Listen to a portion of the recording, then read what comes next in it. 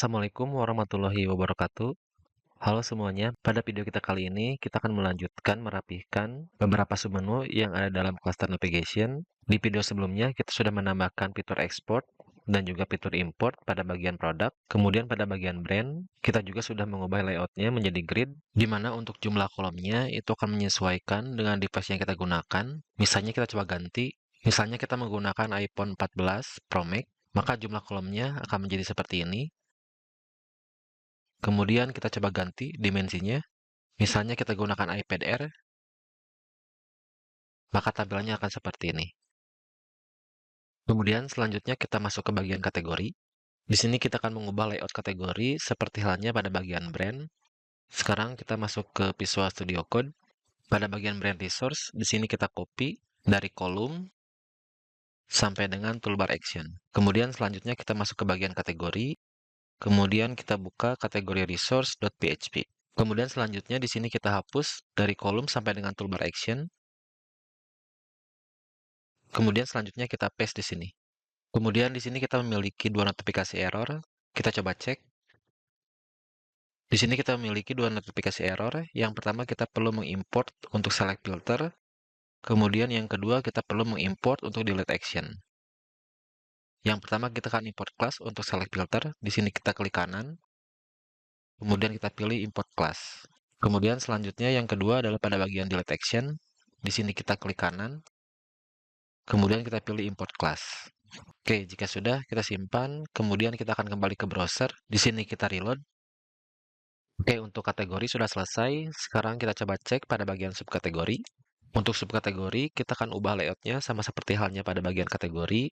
Mungkin yang membedakan pada bagian subkategori di sini akan mempunyai dua filter, yaitu filter untuk is active atau status. Kemudian untuk filter yang kedua adalah by kategori. Sekarang kita kembali ke Visual Studio Code. Kemudian di sini pada bagian kategori resource, di sini kita akan copy dari kolom sampai dengan toolbar action.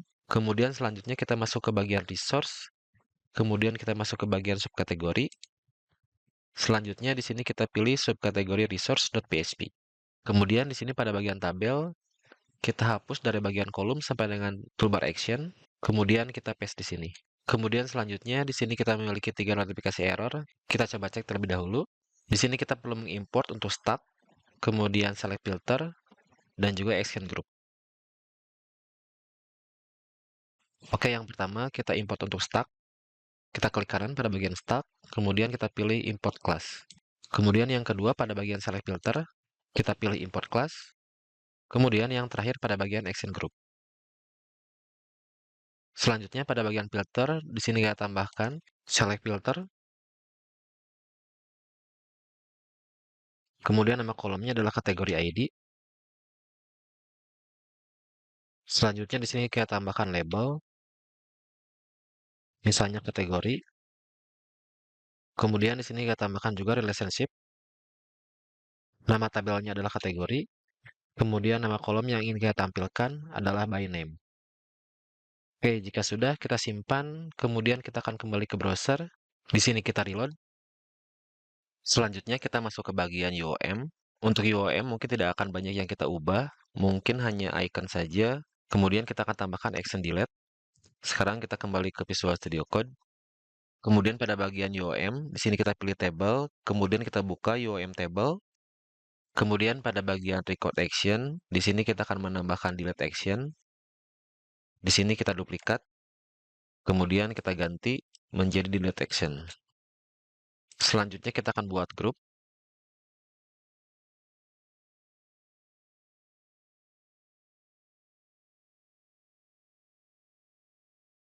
Kemudian kita pindahkan ke dalam action group. Kemudian di sini kita bisa tambahkan juga button. Oke, jika sudah kita simpan, kita akan cek di browser. Di sini kita reload. Kemudian selanjutnya kita akan ganti ikonnya. Kita kembali ke Visual Studio Code. Kemudian di sini kita masuk ke UOM resource. Di sini kita ganti pada bagian navigation icon. Misalnya di sini untuk rectangle stack kita ganti. Kemudian kita ketikkan scale. Oke, jika sudah kita simpan, kemudian kita kembali ke browser. Di sini kita reload.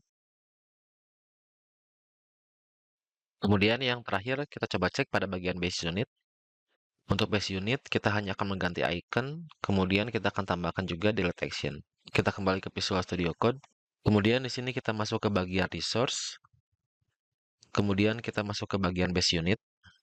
Kemudian pada bagian tabel kita buka base unit table.php. Pada bagian record action kita akan tambahkan juga action group.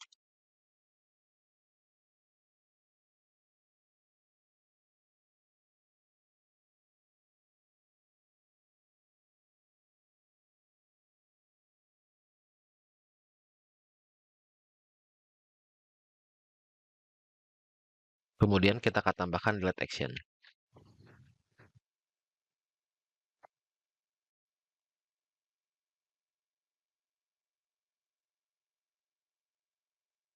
Kemudian kita masuk ke base unit resource. Di sini kita akan ganti iconnya. Untuk rectangle stack kita hapus. Kemudian kita ganti misalnya dengan cube. Oke, jika sudah kita simpan, sekarang kita kembali ke browser. Di sini kita reload. Oke, sebelum kita lanjut, kita akan coba cek beberapa komentar. Yang pertama dari Andi Maari Sapani, lanjut ke menu sales. Oke, saya coba jawab. Untuk menu sales sebenarnya sudah ada, cuman namanya adalah order. Kemudian yang berikutnya dari Andim Fauzul, kayak ini juga untuk laporan sebenarnya sudah ada, tapi baru di bagian penjualan saja. Cuman kekurangannya masih belum ada filtering, baik itu secara harian, mingguan, maupun bulanan. Sekarang kita kembali ke aplikasi kita. Yang pertama kita masuk ke bagian order. Karena kita sudah memiliki forecasting atau forecast, maka untuk order kita akan ganti iconnya. Kemudian icon pada bagian order, kita akan pindahkan ke forecast.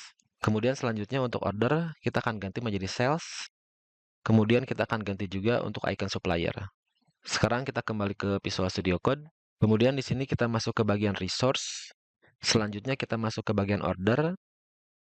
Kemudian kita buka order resource.php.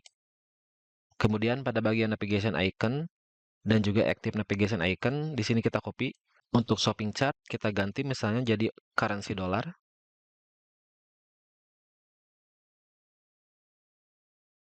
Begitu juga kita ganti untuk active navigation icon.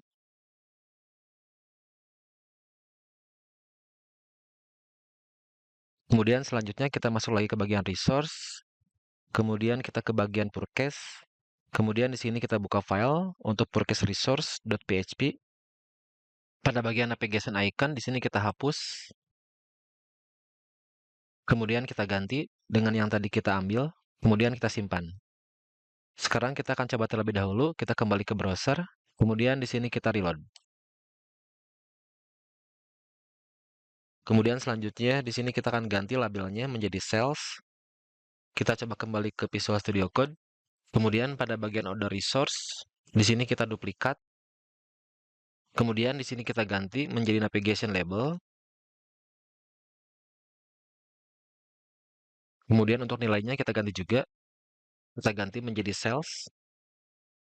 Sekarang kita coba cek terlebih dahulu. Di sini kita reload. Oke, untuk navigation label sudah berhasil kita ganti dari order menjadi sales. Tapi pada bagian breadcrumb dan juga header di sini masih menggunakan order. Kita akan coba ganti terlebih dahulu pada bagian breadcrumbs. Kita kembali ke Visual Studio Code. Kemudian di sini kita duplikat lagi.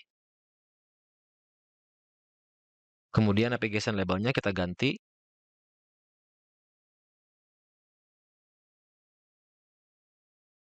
Oke, jika sudah kita simpan, kita coba kembali ke browser. Di sini kita reload.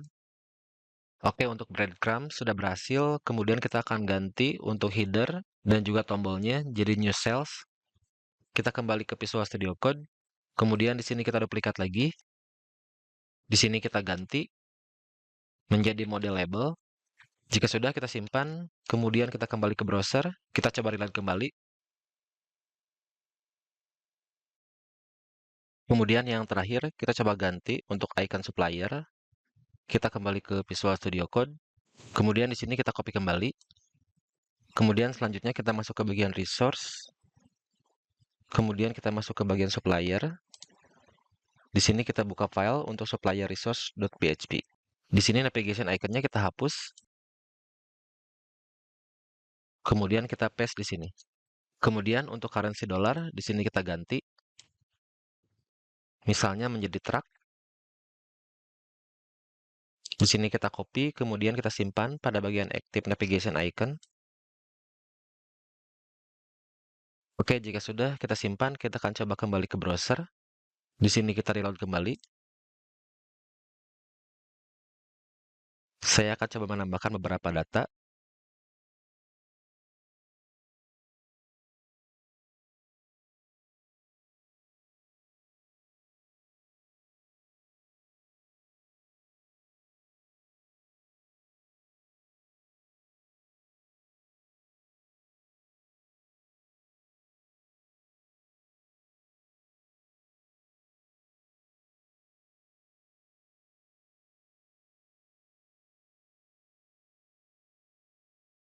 Sekarang kita coba cek transaksi terakhir. Di sini sudah masuk tanggal 19 Januari 2026. Kemudian selanjutnya kita akan coba download laporan, tetapi untuk semua transaksi yang statusnya komplit saja. Kita ganti filternya menjadi komplit. Kemudian kita coba download. Di sini kita pilih semua kolomnya, kemudian kita ekspor. Sekarang kita coba cek. Kemudian di sini kita coba download untuk file Excel-nya. Kita buka. Oke, sekarang kita sudah memiliki laporan untuk semua transaksi yang statusnya komplit, termasuk untuk yang hari ini juga, tanggal 19 Januari 2026. Sekarang kita kembali lagi ke browser. Kemudian selanjutnya saya coba ganti terlebih dahulu. Untuk label download Excel, kita ganti menjadi download report. Kita kembali ke Visual Studio Code. Kemudian di sini kita masuk ke bagian order resource. Di sini kita scroll ke bagian bawah. Kemudian pada bagian header action, di sini kita ganti. Oke, jika sudah kita simpan, sekarang kita kembali ke browser. Di sini kita reload. Oke, kemudian selanjutnya kita akan menambahkan filter supaya kita bisa mendownload report atau laporan sesuai tanggal yang kita inginkan. Sekarang kita kembali terlebih dahulu ke dokumentasi filamen. Oke, sebagai informasi untuk filamen sekarang sudah ada versi 5. Ini baru rilis kurang lebih 3 hari yang lalu.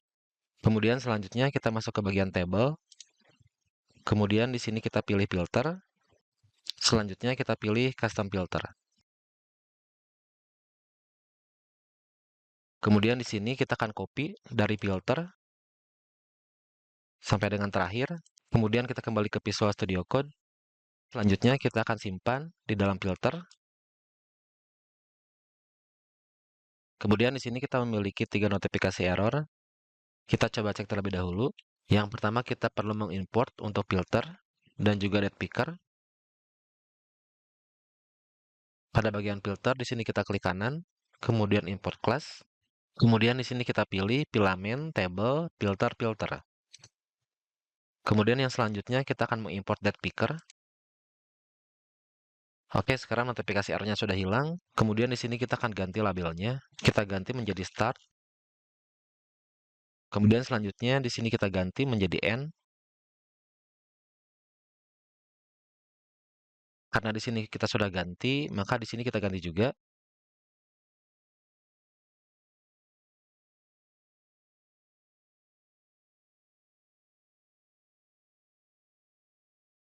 Oke, jika sudah kita simpan. Kemudian kita akan coba kembali ke browser.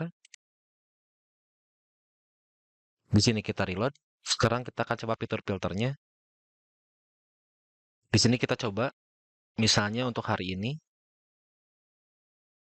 kita ambil semua transaksi untuk tanggal 19 Januari 2026. Kita apply. Kemudian selanjutnya kita akan coba download kembali. Di sini kita ekspor.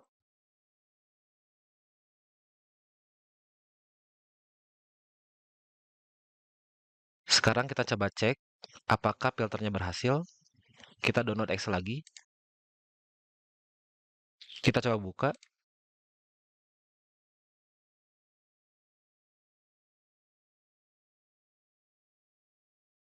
Oke, untuk video kali ini kita cukupkan sampai di sini terlebih dahulu. Jika ada kendala, silakan sampaikan di kolom komentar.